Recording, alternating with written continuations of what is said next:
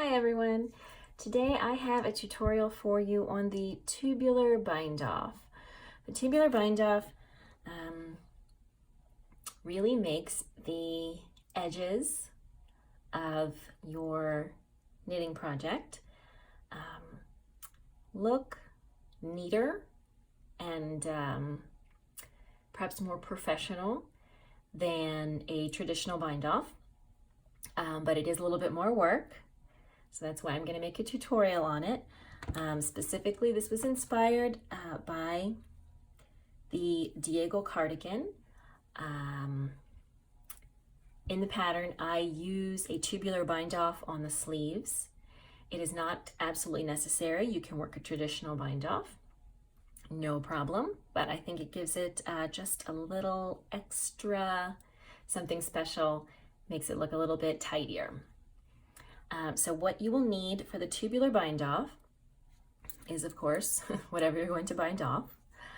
You will also need a spare knitting needle and a yarn needle. Since this is directly in response to Diego, I'm going to add a step to the tutorial, which is that a tubular bind off can be worked on 1x1 or 2x2 rib, but if you're working on 2x2 rib, which is like the sleeves, sleeve cuffs on Diego, you need to reorient the stitches first into a 1x1 pattern. So I'm going to add that in here. That's the first step. Then the next step will be to divide up the stitches, and then the final step is to Kitchener stitch the stitches. So as I said, this bind off is definitely a little bit more involved than a traditional bind off, but it really gives a neat tidy edge. So I just have a little ribbing sample to start with. So the first thing we're going to do, as I said, is that we need our stitches to be oriented in a 1x1 rib, and these are currently in a 2x2. So to do that, we will go ahead and knit the first stitch. So we need the second stitch to be a purl, so we're going to cross these. So what I'm going to do is I'm going to slip the knit stitch to this needle.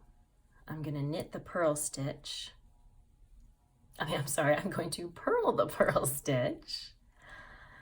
Then I'm going to insert my left hand needle into that knit stitch and slip them both off. I'll catch the purl stitch and twist that knit stitch over the purl. So it's just kind of like working a little cable.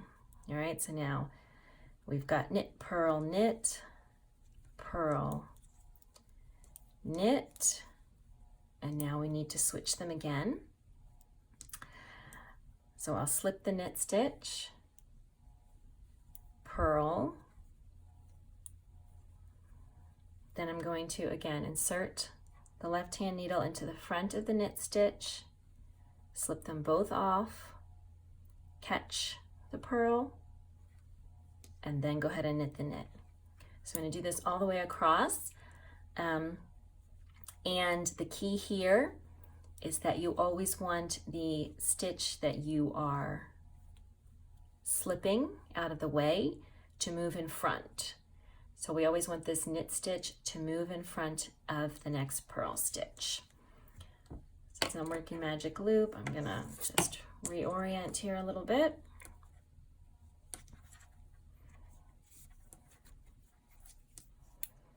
Okay, so again, I'm gonna slip the knit stitch out of the way, purl the next purl,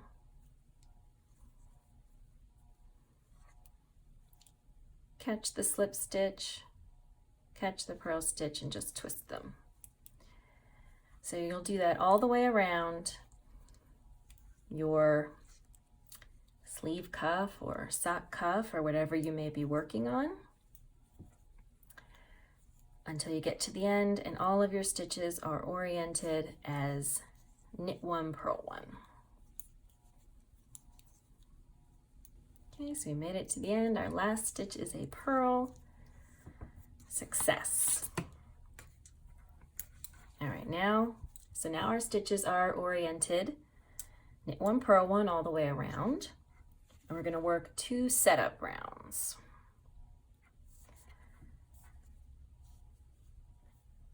So on the first setup round, we're going to knit all the knits and slip the pearls with the yarn in front.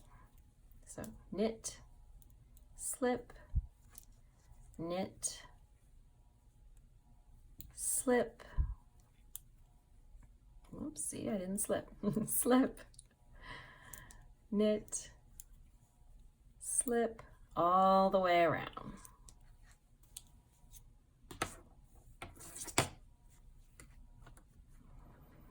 And now, as you might have guessed, on the next round, we are going to slip all the knit stitches with the yarn in back and purl all the purl stitches. The yarn tail's getting in the way here. Let's get that out of the way. Okay.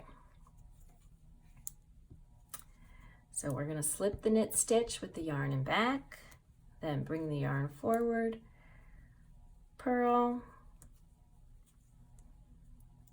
slip with yarn in back, purl, all the way to the end of the round. All right, those are our 2 setup rows, and now we're going to do what is perhaps the trickiest part, and here's where you're going to need your spare needle. We are going to, this is perhaps even a little trickier doing it magic loop. What we're going to do is we're going to set our needles up side by side, and we're going to slip all of the knit stitches onto one needle and all of the purls onto the other needle. Okay? So,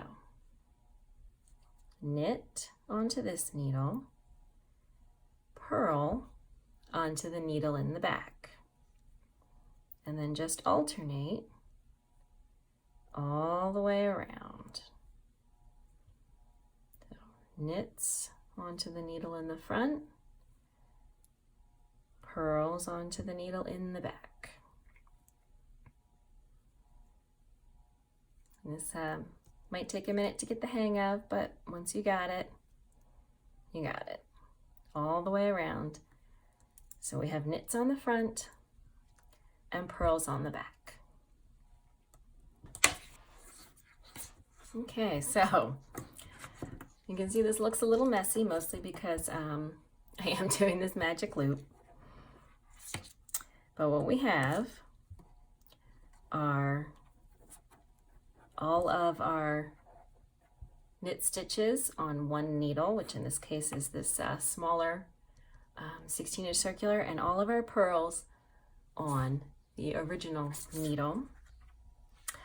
And so now what you're going to do, once you've got your stitches divided appropriately, is you are going to cut your yarn.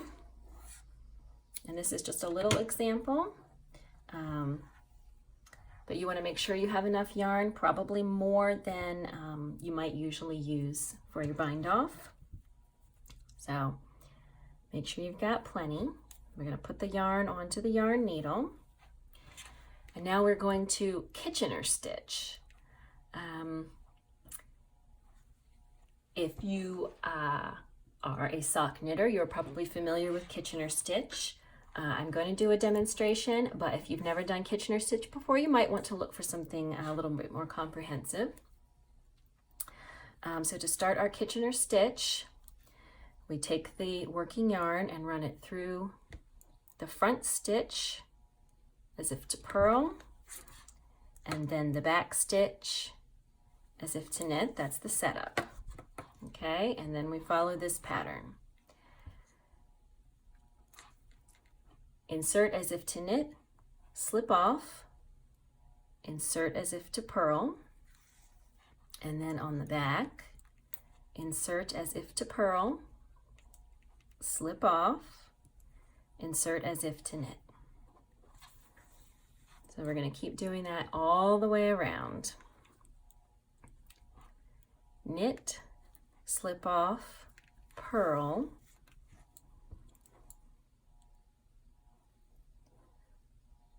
purl, slip off, knit. Knit, slip off, purl.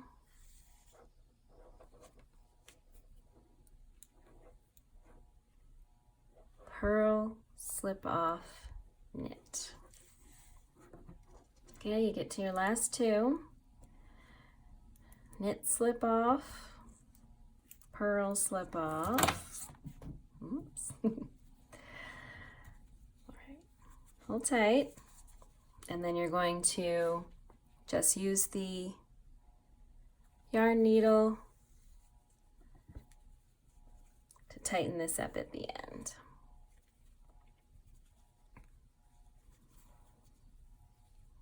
Okay. Tack down in this case here. Weave in our end a little bit. Okay. Of course, for the real thing, you'll weave in your end much better. All right, so now you can see we have this very neat, tidy edge. Now this needs some blocking. It will look much neater once it has been blocked. But let's see, that one in particular looks a little wonky and needs some blocking. This one looks pretty nice here. You can see this is a nice, neat edge. It is flexible, but not really quite as flexible as traditional ribs. This might not be something that you want to use on sock cuffs, for example. But for a sleeve, as long as the rest of the cuff is large enough, it should be fine. So it is flexible, but it is not as flexible, but it is neat and tidy. It sort of has a little bit of a folded over look that you might find in your store-bought sweaters. And to give you a look at how it looks on your finished blocked sweater, I'll go ahead and bring over, this is my sleeve cuff for the Diego cardigan. You can see how neat and tidy the edge looks. Almost has that folded over store-bought sweater appearance. It is, plenty flexible to fit your arm. And it just has a very tidy look at the end. So I definitely encourage you to give it a try. Maybe use it on your sleeve cuffs if you are working the Diego cardigan. Happy knitting!